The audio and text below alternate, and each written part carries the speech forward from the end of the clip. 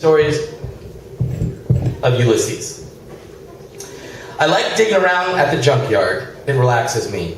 Noodle around, dig through the glove box, look under the seats, see what possibilities are still in the things that people threw away. It's like reincarnation. There was an old Ford Granada, terrible car, late 70s as I remember. The back was all smashed in. It drove to the accident, as they say in the junkyard. Good parts under the hood, all that, but not really a car anymore, now a loose association of parts. After they've been stripped, most end up in a compactor, but before you can squash it, you gotta clean out the trunk to make sure there isn't toxic waste or whatever in there. You wanna make sure that there isn't a suitcase of money either. Both of those things have been found in trunks. Get rid of the spare tire. You also wanna make sure there isn't a dead body in there. So you can imagine the surprise when that is exactly what was found in the trunk of that old Ford. It was in a beautiful little box, tow-colored, like the sexy lady in Goldfinger. There it is. About the size of a standard knick-knack, but heavier, kind of shiny, very majestic. I opened the top. There were 2 pieces of paper and a set of very burnt military dog tags. One piece of paper was from Chaos, a handwritten poem. The other, an official document from Control. Under them was a plastic bag with a twist tie, but a twist tie of a quality that I had never seen before. In the bag were the cremated remains of Ulysses Virgili. Now think about how this happens. Ulysses dies with no heirs and a friend is presented with the remains. Maybe a relative who didn't even know him came to pick him up. When you're a veteran, they pay for the cremation. The remains go into the trunk, and on the way to the funeral home, the car gets in an accident. Or maybe they were in that trunk for 7 years or 17 years. You see, he died on the 18th of January, 1983. There's no way to know the story really, but I couldn't stop trying to put it all together. There's one fact that I did know. Ulysses had no service, no funeral, no memorial to his life. He was thrown in the trunk of an old Ford and forgotten, like a pair of jumper cables. A forgotten man. I imagine he worked hard. A machinist at the Navy Yard. His wife died before he did.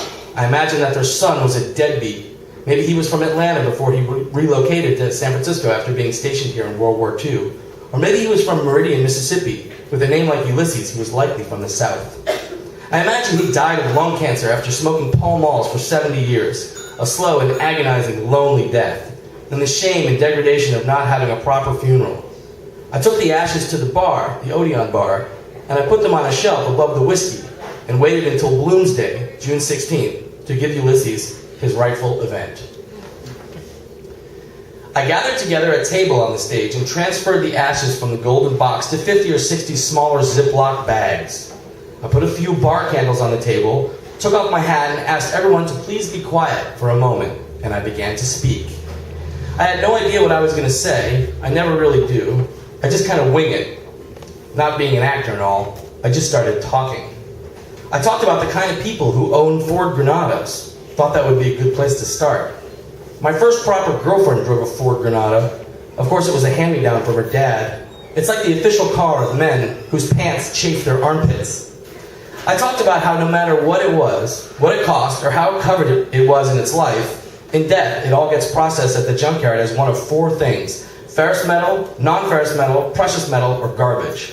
That's it. Your laptop, your iPhone, your $3,000 54-inch LCD TV, all in like piles moved around by forklifts.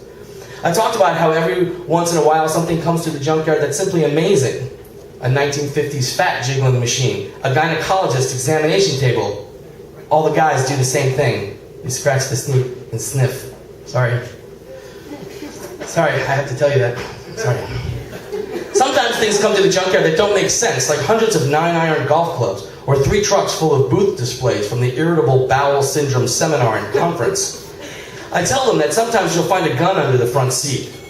Garbage bag of pot in the trunk. Jericho found 1,000 records in a car once. The driver was killed by the accident. There was evidence. He still DJs those records to this day. Sunglasses, umbrellas, tools, toys, maps of strange places. Really old gum. Newports. Now, human remains. Thus far, Ulysses was the first human remains discovered at the junkyard. As I was talking, I noticed that people locked eyes with me.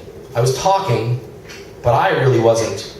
I was starting to think about who it was saying these words, and what idea I was trying to convey, and why, and how. I was a witness to what I was saying, spinning my web, drawing them in, holding the mic, just like this. The lights were bright in my eyes, which is unusual. Usually the brim of my hat touches my glasses to put my eyes in shadow so I can see the crowd and make sure the doorman isn't putting the money in his pocket or someone isn't drinking from a flask. As I was holding the hat to my chest, I almost, but not quite, was able to float into the audience and disengage completely and just be a witness. But then I thought about it too much and broke the spell, and I was talking again. I noticed my timbre, my tone, my meter, all perfect, all eyes on me. No one raising their glasses to drink, no one ordering at the bar, no arms folded. I had them. It's a powerful place. I wanted their compliance. I told them that we take care of our own down at the junkyard, and that the junkyard is sacred space, and that human remains found at the junkyard get proper burials.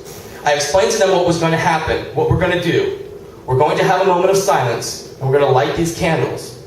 We will then bow our heads and appreciate the ineffable is. We are going to raise our glasses and salute the man who aged 80 years and outlived everyone he championed. His funeral was postponed, but now we are going to make up for that. I cracked a whippet capsule and inhaled deeply into my lungs. I held my breath. My six senses melted into one antenna, and in that other universe, that moment of silence lasted forever. In that other universe, we are still there at 3223 Mission Street with our head bowed forever. In that other universe, Ulysses will always be young, operating the lathe with squinting eyes as the smoke from his cigarette creeps up his face as we light candles in his honor.